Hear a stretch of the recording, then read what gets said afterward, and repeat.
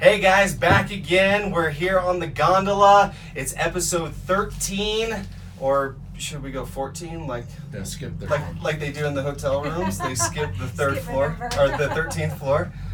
So we'll see, maybe 13, maybe 14 episode here. And just a little recap. I've been going live here recently on Instagram and Facebook, kind of letting you guys know what's going on.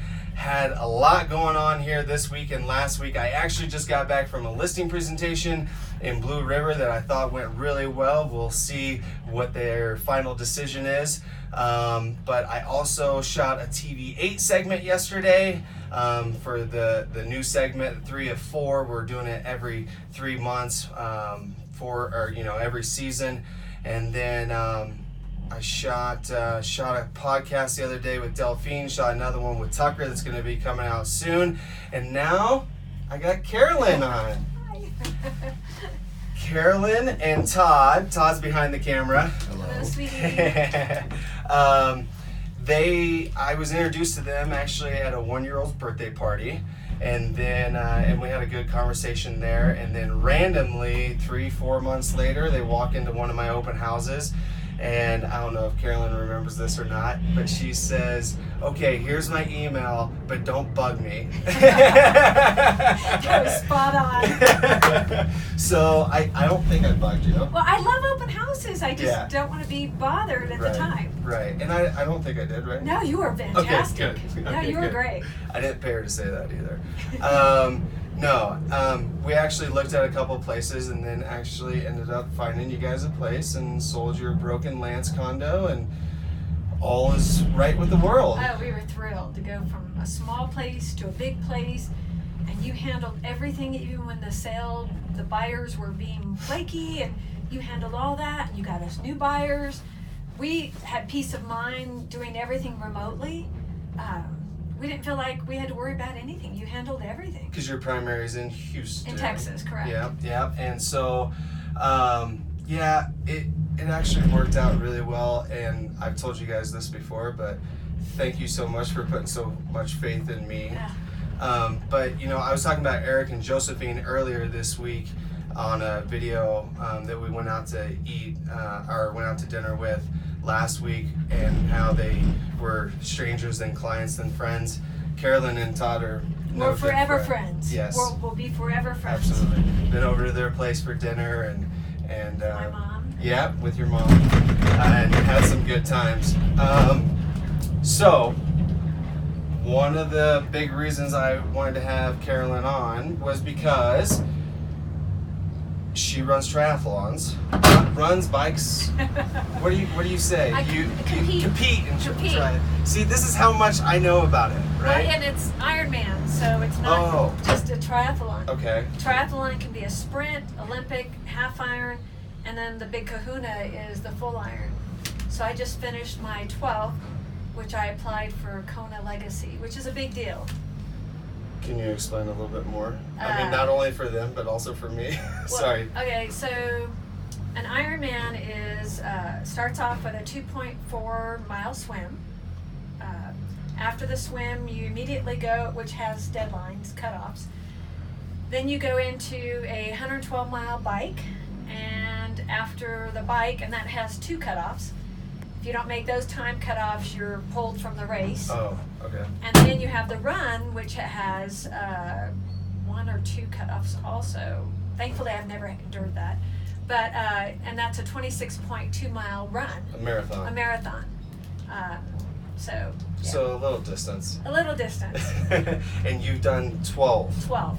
12 it used to be 10 was the magic number that you could apply for Kona Legacy to go to Hawaii, and that's the big deal. Yeah. But then they changed it a couple years ago. So you've applied, but you haven't heard yet? I hear February 28th. Oh boy. It's taken me 5 years to do 12 full Ironmans, which a lot of people only do 1 a year. Yeah. So the last couple years I did 3 this year and last year. So pretty much they've seen what you've done, they've seen your results, and then off of that they say, yeah, you make the cut or you don't make the cut. Well, you make the cut, it's just a matter of when you make the cut. This year, next year, or the following year. Oh. So you're locked in. Oh, okay. And then each year you have to do a half iron or full iron until you get to Hawaii. What kind of training goes into, like, months wise? I mean, like, so once you hear that, yeah, you're on for next year, or you're on for this year, like, you start right away training? Most people take 6 months to work up to a full iron. And if you have a coach, even better. It gets a little pricey. I hired Jamie Breed with Summit Endurance Sports. Fantastic. I kept having knee injuries, tore my ACL at the top of the T-bar, and she was fantastic to work with. A coach makes all the difference. Shout out to Jamie. Yeah, we love Jamie. She does Summit Master Swim at Rec Center as well. Okay. So she's just amazing. Yeah. So I'm not doing that. Let's not get it twisted. We hope he is. But we were talking a little bit through text and then even before we started shooting here. But I want to challenge myself to do something. At first it was going to be a 5K, and I'm like, Scott, you could do a little bit more than that, right? But I've always hated running, right? The only time, so I got runner's high one time. You hear a runner's high, right? I love running. Okay, I'm sure you get that quite a bit. Yeah? Well, I used to love running until I tore my ACL and had meniscus surgery and all that. So wrestling my senior year, I was 190, best shape of my life, keeping up with the 103 pounders running around town and pushing myself going up to the high school. And that was like the one time where I was like, oh, this is fun, and like got that runner's high. The one time and only time. Like, you want to go run sprints? I'll go run sprints with you. But you want to go run over a mile? You're going to have to... Altitude running is so different. I mean, this is challenging up here. Right. So I feel your pain because swimming was my challenge. Okay. I came from an ultra running background, 50-miler, 100-milers. Love running. Swimming, I couldn't make it to the end of the pool 5 years ago. And now I love swimming. 2+ miles. It's a love-hate. 2.4 miles. Yeah. Right? In one of the competitions. Yeah. What do you do for training-wise when you're swimming? Is it like, are you just swimming to train? No. Right. Rec Masters, Tuesday, Thursday, at the rec center. Most amazing program. Everyone encourages each other. I want to cry when I arrive because I'm such a wimpy swimmer even now.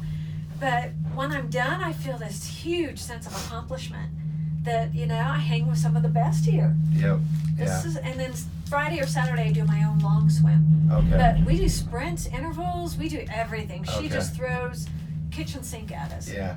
So obviously that's another level of working out and training. But even, day to day, people going in and doing the elliptical for 30 minutes in the morning or whatever. Yeah. I mean, you never regret doing it. Right. You always regret not doing it, right? And that's getting off the couch. Yeah. That's kind of like what you were saying. I'm crying beforehand, but then afterwards, I feel like I'm on top of the world. Yeah. Yeah. So,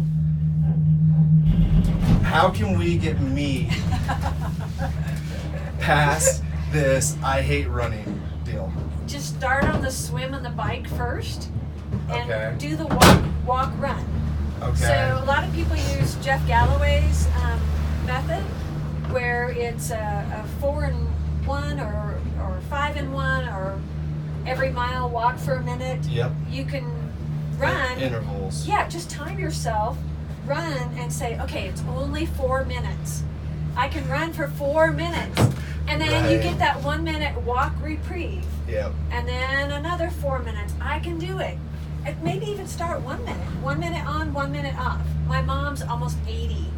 And she practices she goes, I'm running again. I do 1 minute on, 1 minute off. And she's running. You're about to make me feel bad about myself. I played sports year round through high school and then played football in college. And I think I have a good grasp of, training and athletics and whatnot. And personally, I think it's just more mental than it is physical. You need a plan. Once you have a plan and you have young kids. Yeah. So once you work out with your wife and the kids and your schedule, you write down the plan, and this is the time allotments I have to train. And then you put it down there on what you're going to do, when you're going to do it. 30 minutes, 15 minutes, whatever it is. You just make the plan first. I also feel like I'm horrible at the steps. Like I'm either like I'm going all out or I'm not doing it. And it is a process. It is training. It is steps to being able to do that. Yeah. And you have to do the base phase, which is very basic stuff. And some people like 3 weeks. You build, peak, recovery, and that recovery is great because it helps balance family. Oh, so I know 4th week is recovery week after I had a hellish peak week. Then that recovery week is great for family and work-life balance. So you're going to put a program together for me, and you guys are going to keep me held accountable. Accountability. Accountability. I would love to. I try to help as many athletes as I can. It gives me a lift to help somebody achieve their goal and dream. And Pam Buxton years ago planted the seed for me. Yeah.